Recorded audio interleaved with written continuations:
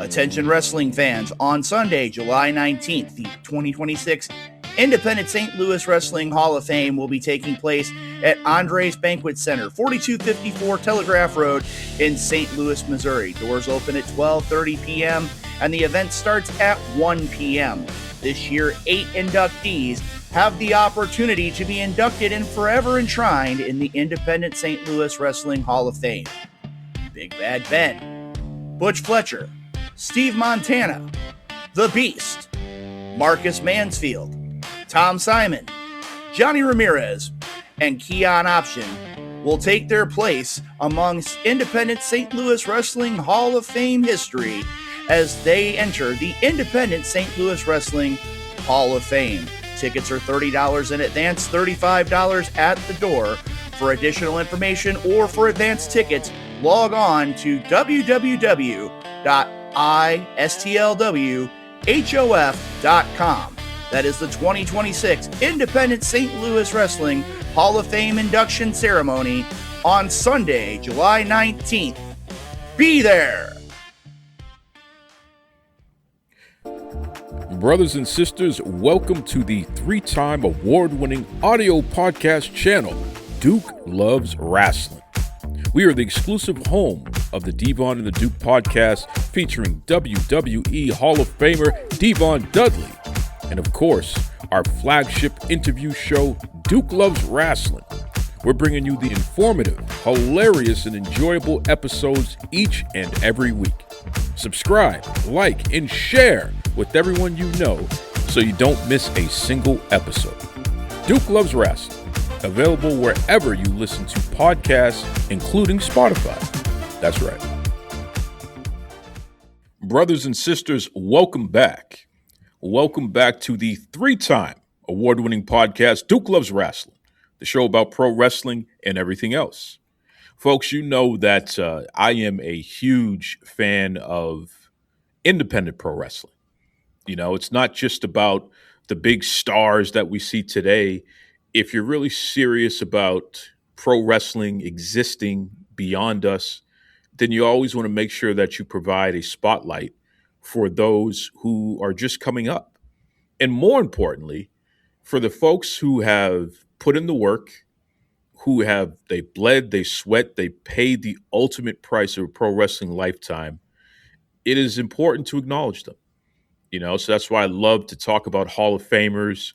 And, you know, this week we're going to take it even a step further because I have a great friend here who is really excited about this year's Independent St. Louis Wrestling Hall of Fame. And he's going to give you all the information that you need to know and then some. So without further ado, my good friend here, brother Luke Roberts, welcome to Duke Loves Rasslin. How you doing there, Luke? I'm doing wonderful. Like I said, one of the things that's crazy right now is it's incredibly hot in St. Louis, but it's also going to be incredibly hot on Sunday, July 19th with the Independent St. Louis Wrestling Hall of Fame class of 2026. And you know, I got to say right now, it's kind of ironic that we have Duke and Luke right here on the program this evening on the 3-time award-winning Duke Loves Rasslin podcast. And I got to tell you right now, it's going to be, I can tell you right now without any hesitation, the soon-to-be 4-time award-winning Duke Loves Rasslin podcast, talking independent wrestling, and I agree with you 100%. Without the independent promotions, and it's not just in the St. Louis area, but throughout the world, professional wrestling is always in a state of improvement, a state of growth. You have all these new personalities that make their way, and as I guess we're on the same wavelength, those who have paid the ultimate sacrifice, the blood, the sweat, the tears, the miles to be in the world of professional wrestling. And again, when you talk about independent wrestling, that's where all these wrestlers tend to come from. There are a lot of great territories from back in the days. When you talk about St. Louis, you talk about the Northeast, you talk about the Mid-Atlantic area, you talk about the Gulf Shores area in Florida and Indianapolis, you talk about Detroit, you talk about Portland, you talk about California. There are so many great territories of the day, and now from the sheer volume of independent professional wrestling promotions, You have all these great wrestlers who are coming up and making their name and carving their niche into the book of professional wrestling. And as you said before, on Sunday, July 19th, the Independent St. Louis Wrestling Hall of Fame is going to give the opportunity for 8 key inductees to take their place and to receive their accolades for the Independent St. Louis Wrestling Hall of Fame for all of their contributions to the sport of professional wrestling. Well, Luke, I love the fact that you have been so dedicated to not only independent pro wrestling in general, but especially over in St. Louis there. You're a person that really has put a lot of time and effort into highlighting these wonderful stars, man. And it's so important. So tell Oh, me more I about the thank Hall you of very Fame much for here. that. Oh, hey, I got to call. I got to call like I see it, Luke. Now, listen. If it was the other way around, I'd straighten you out. But because, but because you're such a good guy, I got to put you over, brother. But for our listeners here who may not have attended one of your events before, what exactly can they expect at something like the 2026 event here?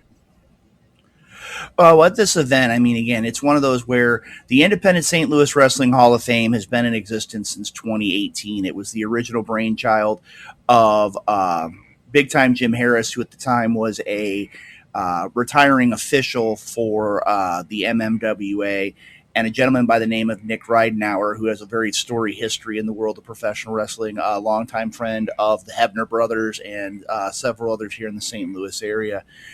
This year, the Independent St. Louis Wrestling Hall of Fame is going to give wrestling fans an opportunity to not only acknowledge the accomplishments of those who have been in the professional wrestling industry here on the independent level, but it's also going to give them an opportunity to see what professional wrestling history is like, to see what happens when the wrestlers don't have to lace up the boots. They don't have to put the tape around their wrists. They don't have to worry about the injuries or the traveling on the roads or things like that. It gives wrestlers the opportunity to be themselves. And in the case of the 2026 Independent St. Louis Wrestling Hall of Fame, you're going to have an opportunity to do a lot of things. You're going to have an opportunity to have a meal with these individuals, to get the opportunity to take your pictures, to get your autographs, to give your thank yous, to look at the history of independent St. Louis wrestling, because there are so many wrestlers who, if you look at promotions today like the WWE, you look at promotions like AEW, TNA Wrestling, MLW, AAA, New Japan. I mean, I could go on for hours with all the major promotions across this planet. But when it comes down to it, you're going to get the opportunity to experience what pro wrestling is like from a fan's perspective. And I know in today's world, there's a lot of fan expos, there's a lot of different events that are incredibly expensive, but as they say, they're once in a lifetime opportunities. With the Independent St. Louis Wrestling Hall of Fame, we want to be able to give the fans of professional wrestling here in the St. Louis area the opportunity to experience that type of a Hall of Fame setup without having to break the bank. I mean, when we look at the events from last year in our class of 2025, we had 13 different inductees. And when we went back and looked at the records, looked at the tickets and the people in attendance, out of 13 promotions in St. Louis, 9 promotions were represented. This year, as part of the 2026 Hall of Fame, we presently, right now, have 4 promotions in St. Louis who are actually monetary sponsors to the Hall of Fame. This is one of those where the Independent St. Louis Wrestling Hall of Fame is quickly becoming the premier place for professional wrestlers of the St. Louis area to receive the accolades for all of their hard work, dedication, and sacrifice to the world of professional wrestling. It's interesting because we're talking about St. Louis, and if there's one thing that I think about when it comes to St. Louis, obviously we think about pro wrestling, but we also think about barbecue. So I need you to be straight with me here, Luke.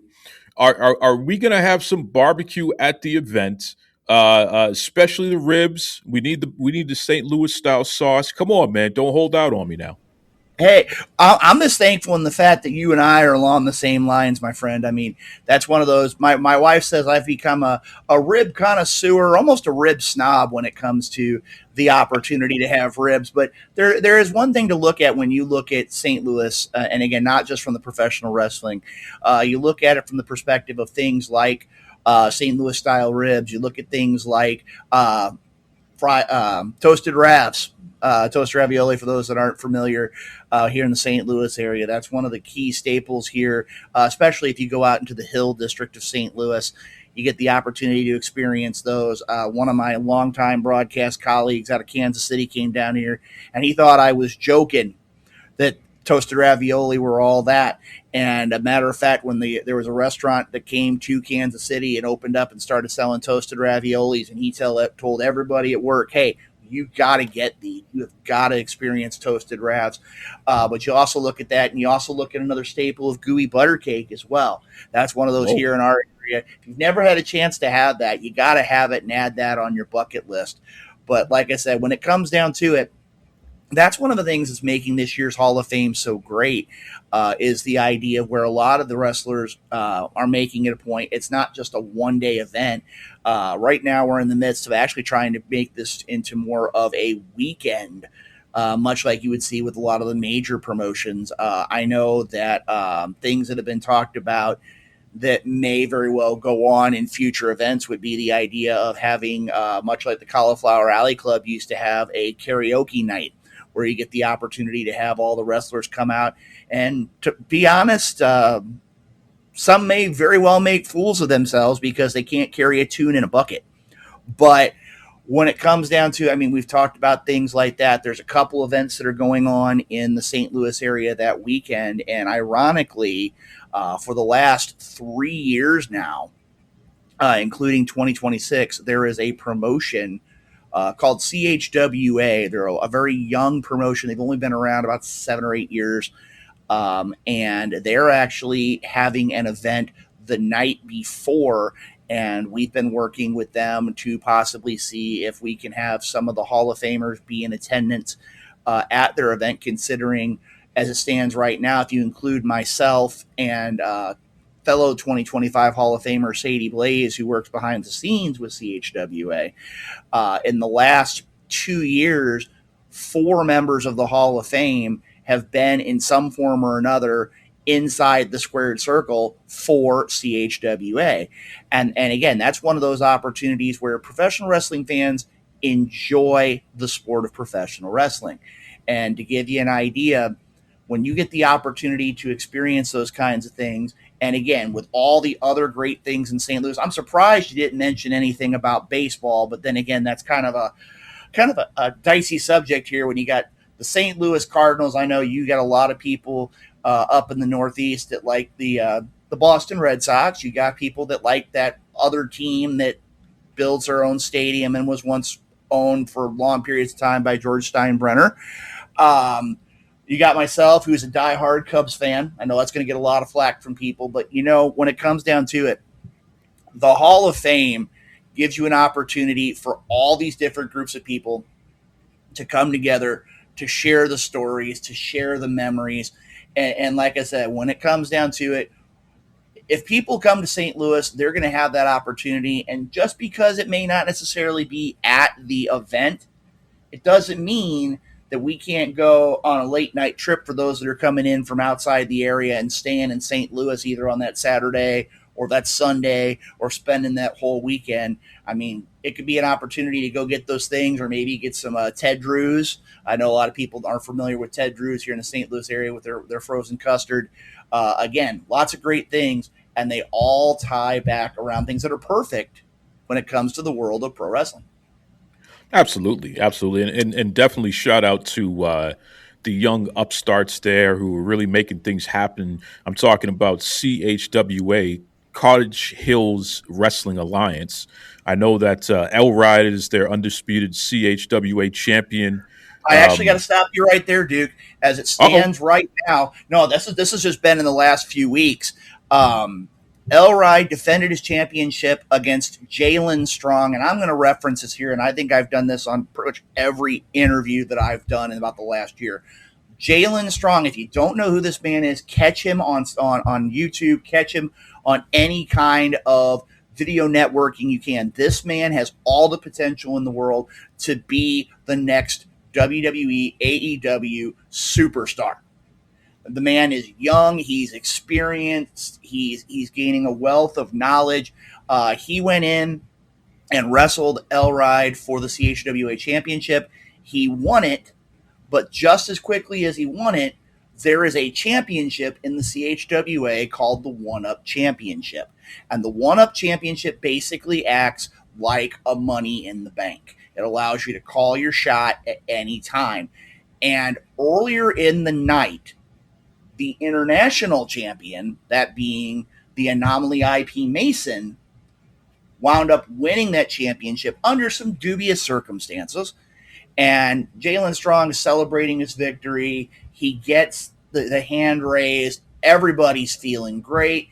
The future of the CHWA moves forward. And out of nowhere, IP Mason jumps the guardrail, attacks the new champion, calls a shot, and for approximately 30 minutes until the committee can actually get the One Up Championship from him, actually called him IP3 belts because he held, if I'm not mistaken, all of the major championships at one time in CHWA. Now, to give you an idea, because of that, matter of fact, the night before the Hall of Fame, they're going to have Gateway to Glory. And Gateway to Glory, the way it sets up, the winner of the tournament that's been associated with Gateway to Glory usually would get a CHWA Undisputed Championship shot.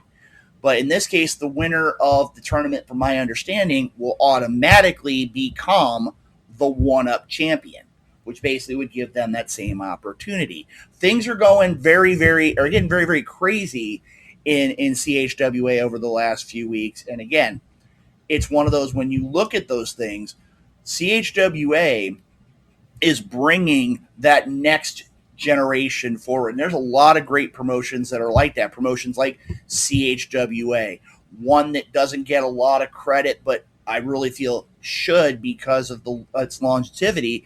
And I say new because of the name, but they've got a long connection to St. Louis wrestling, that being St. Louis Anarchy, a promotion that they were once called the LWA, the Lethal Wrestling Alliance. Then they actually managed to take part in something that was called the NWL. They actually sold, from my understanding, all the intellectual rights, all of the property, the rings, the video footage, you name it. And approximately 18 months later, NWL folds. St. Louis Anarchy is able, through the legal system, to become a promotion again, and they are consistently bringing the next generation of pro wrestling to go along with the likes of promotions like Dynamo Pro, the MMWA, SICW, World League Wrestling, among others. And there are so many great promotions in St. Louis. As Ric Flair once said, to be in St. Louis means you've done something in the wrestling industry. To say you've come from St. Louis means you've done something in the wrestling industry. And I'm going to tell you right now, the St. Louis professional wrestling scene is probably the hottest it's ever been. And right now it's because of all the great men and women who step inside the ropes to provide professional wrestling to those fans that are willing to pay their money, their hard-earned money, to sit in the seats and enjoy what they bring to the table. Absolutely, absolutely. And boy, you talk about a blast from the past. You brought up the NWL, a good mutual friend of both of ours, Moonshine Mantell. He was also Mm-hmm. known as the Maverick back then at the NWL. I remember those years, man. I gave Moonshine one of his first podcast interviews almost 10 years ago. And when he joined the NWL, which would have been probably about 8.5 years ago, that was a pretty exciting time. So I'm glad to hear that the legacy of what was built back then is still going on, even though it's different promotions and what have you. But, you know, the legacy is still strong because St. Louis, like you just said, it's a hotbed. It always has been. A lot of history, a lot of wonderful fans, obviously great food.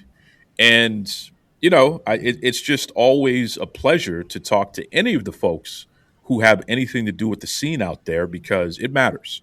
It definitely matters. I know that Randy Orton himself is always making time to go back to St. Louis and be part of different things going on in the wrestling scene there. His father is always involved as well. Um, it's really special. You folks have a really special thing going on there, and it's definitely worthy of being acknowledged and celebrated. So, Very, everyone very true. listening, And one thing I go want ahead. to throw out there too, and you talk about Randy Orton. One of the things that I've always considered myself is a bit of a historian. I just genuinely love the sport of professional wrestling, and one of the things that we have found, and again, will be on display at the Hall of Fame. Uh, One of the first inductees was a gentleman by the name of Little Dynamite Tony Costa.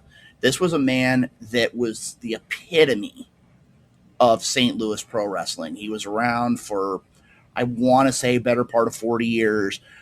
He was a promoter, he was a wrestler, part-time referee. I mean, you name it, Tony Costa did it.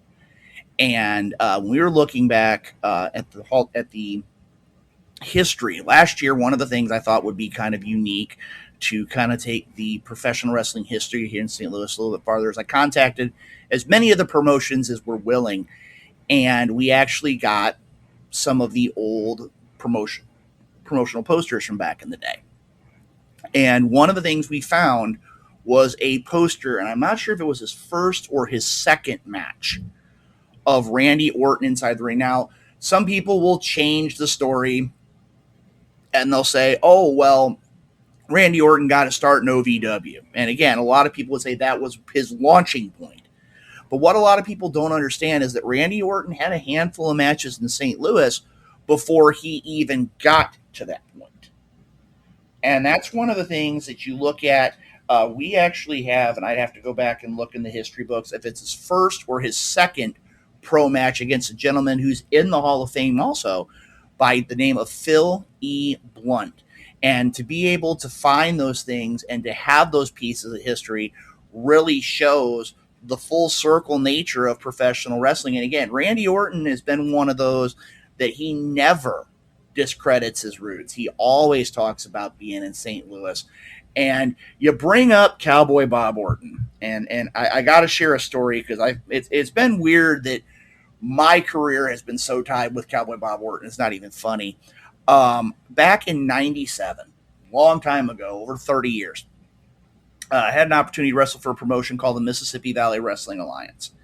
And Cowboy Bob came in for an event and had an opportunity, being little punk 19, 20-year-old kid. Got my picture with Bob and got to be on the same card with him and thought it was great. And we sat there and we just kind of bounced around things. Bob had been a state inspector for the Missouri State Athletic Commission. He had been a trainer for the Ace Wrestling Academy in conjunction with SICW. Back in 2022, had an opportunity basically at constant nudging from the likes of Herb Simmons, from the late TNT Kenny G, father of Santana Garrett, Herb Simmons, Tom Simon, 2026 inductee, and my broadcast colleague, the good doctor himself, Dr. Drew Abenhouse, to finally go to the Cauliflower Alley Club. And if you've never been to the Cauliflower Alley Club, definitely something to go to. But one of the things that I always held dear outside of wrestling was my love of the game cribbage, which is something my dad taught me how to play from being a little kid. And in the world of professional wrestling, you hear all these stories about wrestlers like Arnold Skaaland and Andre the Giant and countless others sitting back in the locker room playing cribbage and having fun. Well, I told my dad that if I ever go to the Cauliflower Alley Club, I'm gonna get a part of this tournament. And a shout out to my buddy Stuart Kemp, who runs the Cauliflower Alley Club cribbage tournament every year. And I walk in and I hear the stories of two people. I hear the legacy of Dick Beyer, the Destroyer, and Cowboy Bob Orton. And I'm like, okay, all I got to do is I got to find a way, even if I don't win, even if I don't even get acknowledged, to where I can play Cowboy Bob. If I can do that, I'm a happy camper. And I get there and I'm thinking Bob's not going to know me from anybody. Bob walks up, shakes my hand, gives me a big old hug. And before we even start talking, we start looking at pictures from back in the day and talk about events we've been at and all that kind of stuff. And it was genuinely as though Bob knew who I was. And I'm like, okay, this is my dream right here. Forget all the wrestlers that are here today. The opportunity to be sitting at a table talking wrestling with Cowboy Bob Orton. That's enough right there. That's punching the last number on my bingo card. I'm ready to go. And they announced the first night at what's called the Bockwinkel Blowout that they always talk about what's the finals of the cribbage tournament going to look like. And Stewart comes up to the microphone. He's like, yeah, we've got the announcement of who's going to be playing in the finals. And I hear this guy, big booming voice from the back of the room. Whose butt is Bob Orton going to kick this year? And I'm like, this is not good. And Stewart says, Cowboy Bob is not in the tournament. And they're like, and you hear that anticipation. Then it's like, yeah, and he lost 2 straight, and now the gasps are coming. I mean, it's all over the room. Who managed to knock Bob Orton out of the tournament? And I'm sitting there going, oh, this can't go well. This can't go well. And my buddy Stewart points, and it was that guy right there and points at me. I'm about 3 rows off the main podium. And I'm sitting there for about 7 or 8 seconds, and I'm going, this is not going to go well. It was swell being here at the CAC. I might make it out of this room. I don't know. But at that point, I said, you know what?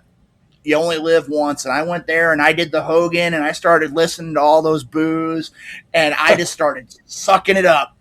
And ironically, when I wound up being the runner-up that year. And when I wound up, I found out I was going to get a plaque, which sits in my office. And I made it a point that when I walked up to the stage, Bob Orton and the crew from SICW were sitting at the table next to us. And I managed, and again, you can pick up anything you possibly could imagine in Vegas. There's so much cool stuff to do. I had gone before the ceremony, and I had picked up a little gift bag for Bob and saying, hey, thank you for playing against me. It was my honor. And I walked back, and Bob gave me another handshake. And we're sitting there after the event. I had about 4 hours till I had to catch my red eye to come back to St. Louis. And I caught up with Bob and like, that's probably the coolest gift I've ever gotten, Luke. And we just sat there and talked wrestling. And I mean, again, it was great because as you can see, there's a great connection with the world of pro wrestling. And again, when you talk about the Randy Ortons, you talk about the Hillbilly Jims, you talk about wrestlers like Mischief, Daisy Hayes, Dingo, Delirious, Matt Sydal, Warhorse, Reign Victoria, another man who's familiar with a lot of the promotions in the New England area, the Stiff Robo Ginger Gary J. All these wrestlers are able to make it to much larger stages because of independent wrestling. And again, when you go back and look at it, it's one of those things. I talked with a good friend of mine, the Big Texan from SICW, about this, is the idea where when a lot of these wrestlers first got into the wrestling industry, it was like that secret society where you had to have your decoder ring and you had to figure out the message in order to be able to find out where the training schools were. And again, when it looks to professional wrestling, that it's like wearing a badge of honor saying, I'm from St. Louis. People take you seriously. And that's why the independent St. Louis Wrestling Hall of Fame is so important, because all the men and women who have been a part of the Hall of Fame and are to this day have a connection to continuing the legacy, writing the next chapter of the professional wrestling story. I'll tell you right now, Luke, you got me all pumped up, man. I just, Jesus, you mentioned cribbage and all this. We're talking ribs, we're talking cribbage, we're talking independent pro wrestling up there in St. Louis. Let's stop all the anticipation. What is the best way that everyone listening can grab tickets if they can make it up there? And, more importantly, follow you folks online, just to make sure that they keep up to date with what's going on. To give you an idea, if you want to follow the Independent St. Louis Wrestling Hall of Fame, there's multiple ways. And again, thank you 2026 for being able to allow so many different avenues to get a hold of the Independent St. Louis Wrestling Hall of Fame or professional wrestling in general. First thing you can do, and again, some people might call it old school, but I think it's actually preserving the history. You can go to our website, www.istlwhof.com. Most people just type in Independent St. Louis Wrestling Hall of Fame on the search browser and be able to find it. If you go to our website, you can not only purchase advance tickets, it's right there on the main page, on the home page, but you can also go in, you can look at the requirements to get into the Hall of Fame. You can look at the idea of the history, the board of directors, the acknowledgments that the Hall of Fame has received. Matter of fact, you can see a picture of the poster on the website that last year named Independent St. Louis Wrestling Hall of Fame Day in the city of St. Louis. This isn't just a local promotion doing things. That when you have the city of St. Louis acknowledging your own day, you know you've done something right. But again, for all that information, www.istlwhof.com. And again, tickets are available Sunday, July 19th, 30 in advance each, $35 at the door. And again, you get the opportunity, a great Hall of Fame induction class, Big Bad Ben, without who wrestlers like Daisy Hayes, Delirious, Matt Seidel, Mischief, Dingo do not make it to the world of professional wrestling without his guidance. Marcus Mansfield, a man that you hear a lot about when you have the opportunity to hear the stories of WWE Hall of Famer Kane. For those that are familiar, Bad Blood, if you've ever heard the story, his car broke down on the way there. Who was the man to save the day and help his career? Marcus Mansfield. You have Black Glove Butch Fletcher, accomplished manager. You have Steve Montana, a man who turned professional wrestling and a career in professional wrestling into the world of professional acting. You have the Beast, accomplished international wrestler. You've got Tom Simon, a man who spent close to 50 years in pro sports between roller derby, high school football, and professional wrestling, being acknowledged with this year's Pete Parisi Award. There's also 2 presidential inductees, that being Johnny Ramirez, known for his accomplishments throughout the Midwest, as well as being a referee for wrestling at the Chase and an entrepreneur here in the St. Louis area, and Keon Option, a man who did way more than any 3 people I could ever imagine could ever do, both inside and outside of the ring. And again, you get the opportunity Sunday, July 19th, $30 each in advance, $35 at the door. You can also check us out online as well, www.istlwhof.com. And if you want to catch up all the great information, again, you get a great experience at the Hall of Fame. But if you want to continue to follow the history of St. Louis professional wrestling, you need to make it a point to follow and be a part of and tune in every time to the 3-time, soon to be multi-time award-winning Duke Loves Rasslin podcast. And again, this is a great experience for everybody to come out and enjoy. Again, it's been a great time being here. And like I said, the Hall of Fame is going strong because of the fans who support the sport of professional wrestling. Brothers and sisters, I am always talking about staying hydrated. We got to get those B vitamins in. I always walk with something to drink, and I encourage you to do the same thing, especially as we creep into the summertime. Well, I want to let you know that our friends over at Liquid IV have a new energy multiplier. And get this, it's sugar-free, no jitters energy with a hydration first formula designed to keep you going without the crash. The wonderful flavor that they have right now is lime margarita. And certainly, I couldn't get through Duke Loves Rasslin if I'm crashing. I got to stay up. I got to stay hydrated. Most importantly, got to stay focused. And certainly that's what Liquid IV can do for you, just like it does for me. But don't take my word for it. If you haven't ordered at liquidiv.com before, head over there. You're going to save 20% when you use the promo code REFRESH, REFRESH. Now, if you're a veteran of Liquid IV, meaning that you've partaken in some of the wonderful codes that we've run through the years, then as always, use the promo code Duke Loves Rasslin. You'll save your traditional 10%.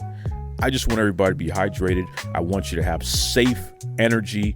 Most importantly, I want you to have a good time. So please visit liquidiv.com. Use those promo codes, save some money, stay hydrated. And now, let's get back to Duke Loves Rasslin.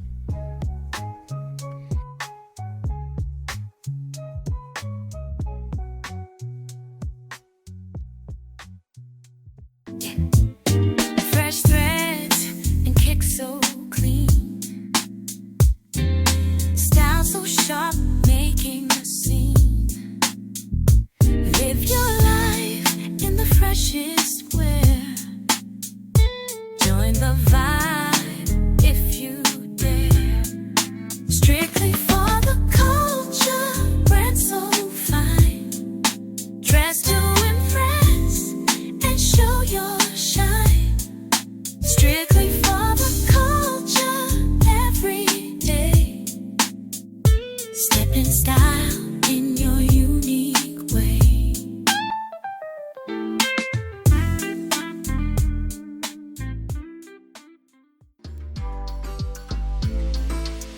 Hey everyone, this is Micah Madrid, aka Sylvia Sanchez from Wild Women of Wrestling, and you've been listening to Duke Loves Rasslin.